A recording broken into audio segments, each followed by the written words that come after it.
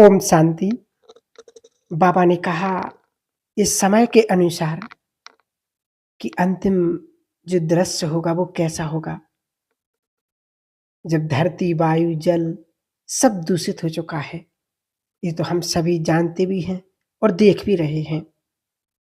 जो वर्तमान में 1880 में धरती का जो तापमान था उससे 0.8 डिग्री बढ़ चुका है।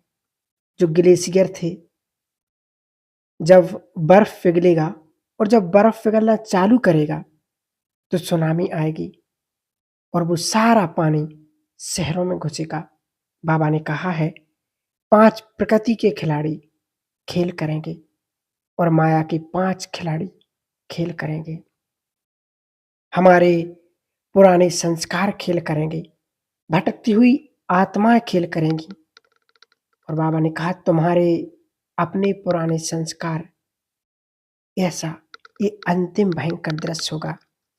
प्राकृतिक आपदाएं होगी। सोचो, एक प्राकृतिक आपदा आ जाती है तो हलचल हो जाती है। जब संसार में यदि पांचों तत्व एक साथ महाभयंकारी विनाश करेंगे तो हमारी कैसी स्थिति होगी? हम अशरीरी हो सकेंगे? सुबह की साकार मुरली में बाबा ने कहा कि तुम मास्टर, ड्रिल मास्टर हो। बाप आए हैं तुम्हें ड्रिल सिखाने। अशरीरी भावो।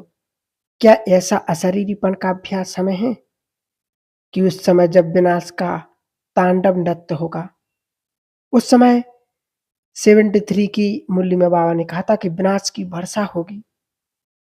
अव्यक्त महावाक्य हैं बाबा की। होलसेल मौत, कौन किसका क्रियाक्रम करने वाला भी नहीं होगा। ऐसा भयंकर वातावरण संसार में होने वाला है। गृह युद्ध होगा, सब कुछ भूल जाएंगे। धर्म के नाम पर रक्तपात होगा। जी आज वास्तव में हम देख भी रहे हैं। ये कोई अलग सी बात नहीं है, स्पष्ट संसार में दिखाई दे रहा है। जो बताते नहीं कि जो ट्रेन पाकिस्तान से भारत आई थी 47 में, लाशों से भरी हुई थी, वैसा ही सीन होगा। इस संसार में क्या होगा उसका वर्णन बहुत खतरनाक होगा। सोचो, आंखें बंद कर करके रक्त की नदियां किसे कहा जाता है? नदियां बहेंगी मनुष्य के रक्त की। हाहाकार होगा, लेकिन डराने के लिए, परंतु अव्यक्त वाक्य हैं, मूल्य में आई हुई बातें हैं। और ऐसा होगा क्योंकि जो कह रहा है वो संपूर्ण सत्य है। जो कह रहा है वो त्रिकालदर्शी है, सर्वज्ञ है, सब कुछ जानता है। परंतु इससे भी खतरनाक, इससे भी दर्दनाक, इससे भी भयंकर दृश्य बाबा ने कहा यहाँ पर होगा, ब्राह्मण परिवार में। और वो होगा खून के आंसू। एक मेडिसिन्स में है, कुछ ऐसी बीमारियां हैं जहां पेशेंट को खून के आंसू आते हैं, कोई इलाज नहीं। परंतु हम स्थूल खून के आंसू की बात नहीं कर रहे। हम वो दर्द के आंसू, वो पीड़ा के आंसू, वो पश्चाताप के आंसू, उसकी बात कह रहे हैं।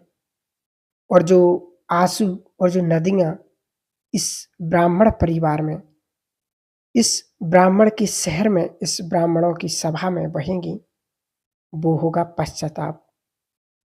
एक अव्यक्त वाणी में है, बाबा ने कहा 70 की, जिसमें बाबा ने कहा कि ब्राह्मण परिवार में ये 3 बातों की रीति रस्म मत चालू करो। पाप करना, पश्चाताप करना, पाप करना फिर माफी मांगना। पाप करते रहो, बार बार पश्चाताप करते रहो और माफी मांगते रहो बार बार। बाप को लिखते रहो सॉरी। तो बाबा ने कहा कितनी बार लिखेंगे?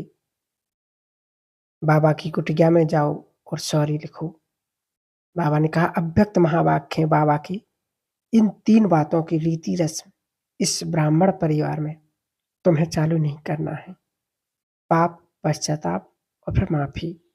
बाबा कहते हैं जो कारण है उसे समझो, चाहे वो व्यक्ति है, संबंध है, वस्तु है, जो भी कारण है उसे समाप्त करो। स्थान है, समय है, क्या है, जो भी है, जिस वजह से है ये बंधन है, उसे समाप्त करो। बाबा कहते विकारों की मटकी को फोड़ो, जहर का कलश बाप आए हैं तुम बच्चों से लेने के लिए और ज्ञान का कलश रखने के लिए। अब पश्चाताप नहीं, प्रायश्चित करना है कि मेरे से ये गलती हो गई बाबा, अब मैं नहीं करूँगा, बाबा मुझे माफ़ कर दो। तो ये है पश्चाताप।